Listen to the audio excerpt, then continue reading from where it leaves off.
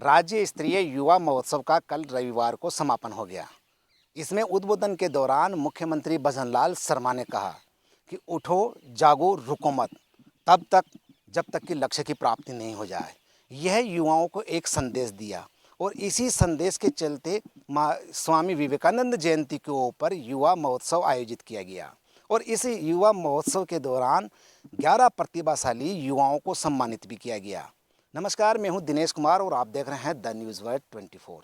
आज हम पहुंचे हैं कोलकाता में शेरावतों की ढाणी में, जहां पर यहां से एक बच्ची जिसका भी जो 11 प्रतिभाएं सम्मानित की गई है यूथ आइकन से, उसमें एक बच्ची यहाँ की भी है। अब इस बच्ची के परिवार के साथ हम चर्चा करेंगे और उनसे पूछेंगे कि यहाँ पर किस प्रकार का माहौल है। सबसे पहले हम चर्चा करते हैं इन बच्ची के जो पिताजी हैं जगदीश जी। हाँ जगदीश जी, आपकी बच्ची को यूथ आइकन अवार्ड मिला है, तो कैसा क्या महसूस कर रहे हो? बढ़िया। और ये सूचना आपको कब सी लगी थी? ये सूचना कल लग गई थी कैसा सुबह। क्या महसूस हो रहा है अब आपको? बहुत खुशी। और इसके लिए क्या क्या तैयारी की थी बच्ची ने? वो इसके लिए तैयारी की थी फिटनेस की और योगा की और एक दूसरे के सहयोग की और एक दूसरे की हेल्प करवा की।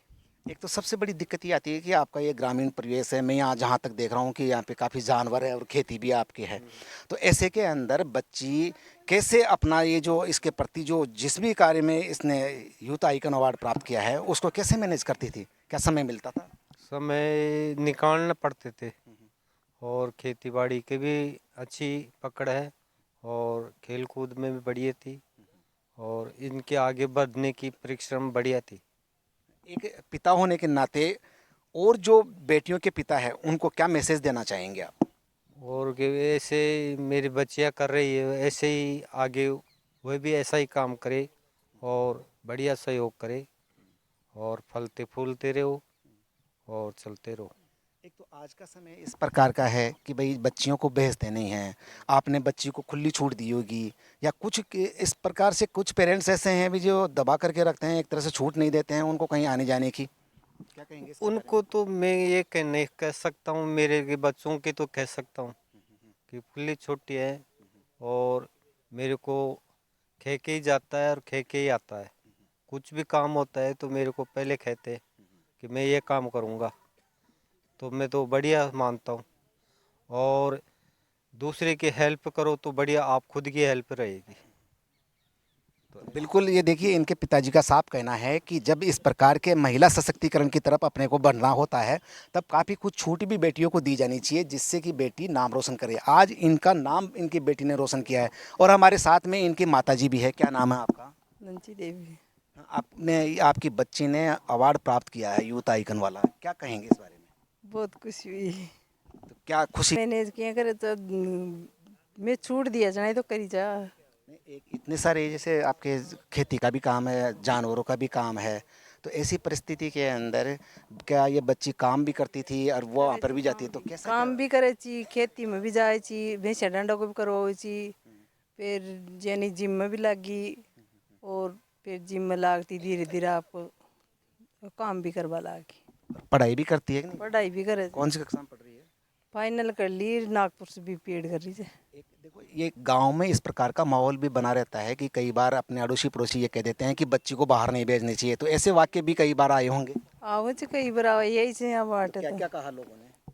खूब किया चाहे बच्ची ने अति छूट मत दो, पर मैं कोई की मैंने आगे बढ़ बाट छोड़ दिया, मैं बच्चे ने आगे बढ़ो। आपकी कितनी बच्चियां हैं? 4 से। तो 4 में से जो 3 जो बच्चियां हैं इससे बड़ी है छोटी है? एक तो बड़ी से 2 छोटी चीज। अच्छा अच्छा, तो उनको भी इसी प्रकार से तैयार कर रहे हो क्या? सब बड़ोड़ी तो पार्लर खोल मिली जे, अच्छा अच्छा। वो सिलाई पार्लर को कर मिली जे। और तीसरा दूसरा नंबर अच्छा ही, तीसरा नंबर वाली वो भी पेड करी बीएड। और छोट की जो योगा की करी छे तैयारी। तो ये देखिए, हाँ राजेश जी क्या कहना चाहेंगे आज धर्मा जाट? धर्मा जाट ने आज बहुत अच्छा काम किया है। मैं तो ये कहना चाहता हूँ सभी बच्चियों के लिए कि जो आज धर्मा जाट ने किया है वो सभी बच्चे इसी का अनुसरण करें। और बहुत अच्छी बात है, जैसे ऐसे बेटियां घर से निकले अच्छा काम करे तो बहुत अच्छी बात है कि सबको ये सोचना चाहिए, बच्चियों को आगे बढ़ने का मौका देना चाहिए। जो बच्चे आगे बढ़ेंगे तभी तो ये काम होगा, तभी तो आगे बढ़ेगी, तभी तो सबके लिए बहुत अच्छी बात है। जो पेरेंट्स अपने बच्चियों के ऊपर बंदी से लगाते हैं उनके लिए क्या? वो गलत है। आज के टाइम में देखो बच्चों को फटाना भी चाहिए, आगे भी भेजना चाहिए, हर बच्चे को मौका देना चाहिए। जैसे अपने बच्चे को मौका देते हैं ना लड़कों को, कि अपने लड़कों के लिए ये करना चाहिए, वो सभी बच्चियों के लिए करना चाहिए। मैं तो ये कहना चाहता हूँ सभी बच्चियों को, जैसे लड़कों को महत्व देते हुए वैसे बच्चियों को महत्व देना चाहिए, तभी तो बच्ची आगे बढ़ेगी। कि आपने भाई इनके माँ बाप के दोनों के ही जब विचार अच्छे होते हैं तो निश्चित रूप से सफलता प्राप्त की जा सकती है। मुख्यमंत्री भजनलाल जी शर्मा के द्वारा 11 प्रतिभाओं को सम्मानित किया गया है, जिनमें एक हमारे साथ में धर्मा जाट भी हैं, जिनको यूथ आइकन के दिया गया है। इस समय हमारे साथ में धर्मा जाट मौजूद हैं, उनसे जानेंगे कि ये अवार्ड लेकर के आपको कैसा क्या महसूस हो रहा है। सर मेरे को बहुत अच्छा लग रहा है कि उन 11 लोगों में अपना नाम आया, क्योंकि हमने सुना है कि 800 कुछ लोगों ने फॉर्म भरा था उसमें, और हम 11 में से एक है। तो मेरे को बहुत खुशी हुई कि ऐसा भी हो सकता है। जिसे मैं सामाजिक कार्यों में तो मैं पहले ही थी, और मैंने 2018 में चुनाव लड़ा था गवर्नमेंट गर्ल्स कॉलेज से। उसके बाद से मेरे एक फ्रेंड के साथ कुछ हादसा हुआ, छेड़छाड़ जैसी, और उसी टाइम एक बलात्कार का भी हुआ था।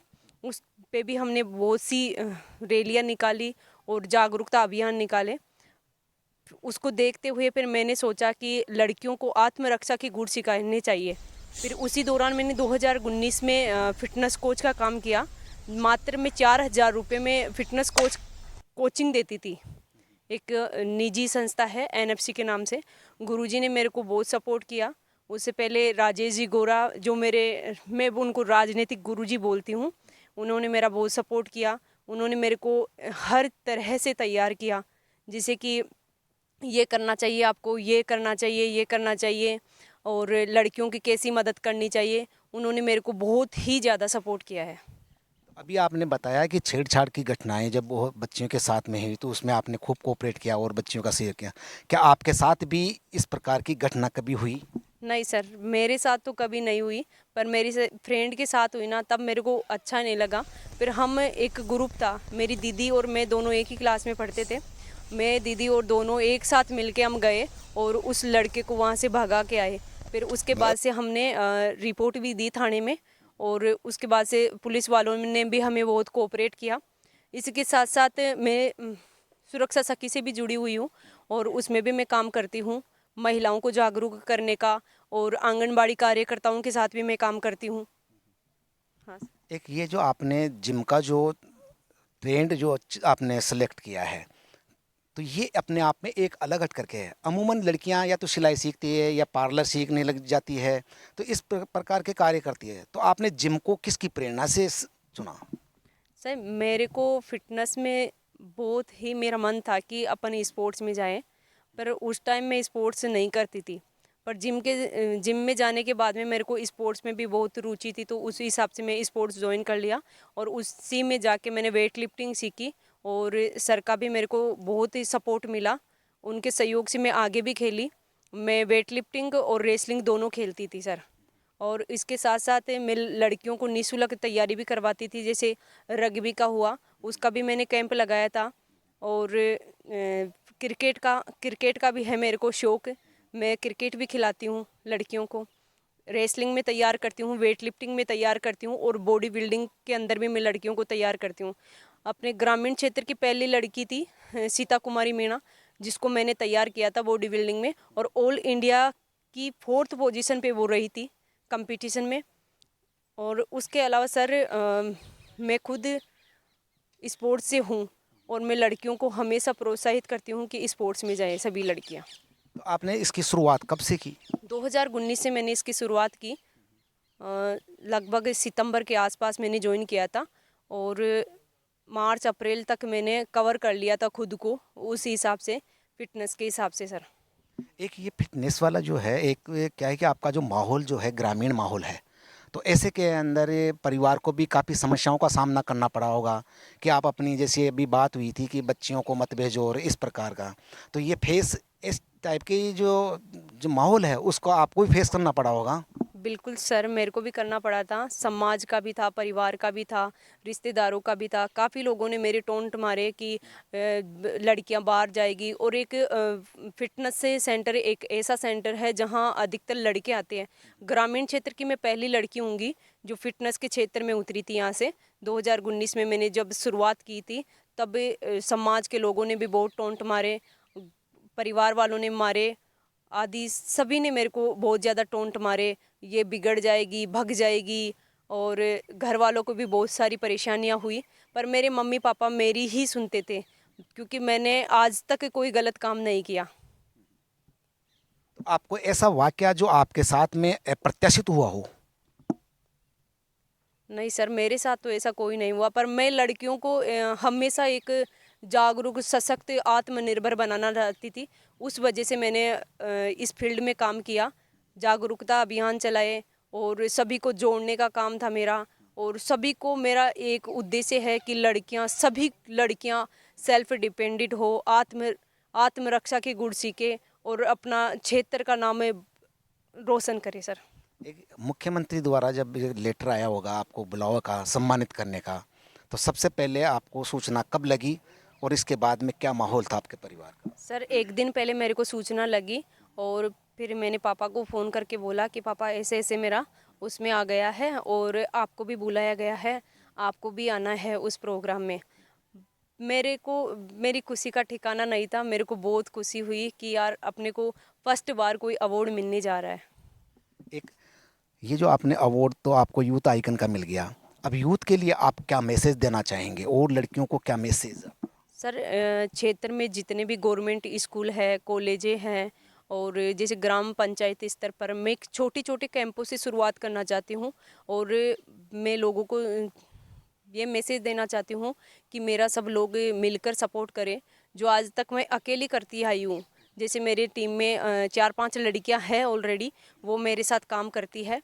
और मेरे लोगों को भी ये मैसेज देना चाहती हूँ, आप भी मेरे को, सभी लोग मेरे को सपोर्ट करें इस कार्य में। मैं लड़कियों को आत्मनिर्भर बना सकूं और सेल्फ डिफेंस सिखा सकूं। मैं सर सेल्फ डिफेंस और योगा दोनों सिखाती हूं। शारीरिक और मानसिक रूप से जो कमज़ोर है, उनको मेरा शक्तिशाली बनाने का उद्देश्य है सर। आपकी जो आगे की योजना है क्या रहेगी? सरकारी नौकरी में जाने की या फिर यही कैंप वगैरह लगाने की? सर, मेरा बीपीएड चल रहा है अभी, और मेरा आगे एमपीएड भी करना चाहती हूँ मैं, और पीटीआई की तैयारी कर रही हूँ सर मैं रेगुलर। तो ये थे धर्मा जाट, जिन्होंने बताया कि किस प्रकार से इन्होंने महिला सशक्तिकरण को बढ़ावा दिया है। कैमरा पर्सन राम गोपाल कुमावत के साथ न्यूज़ वर्ल्ड 24।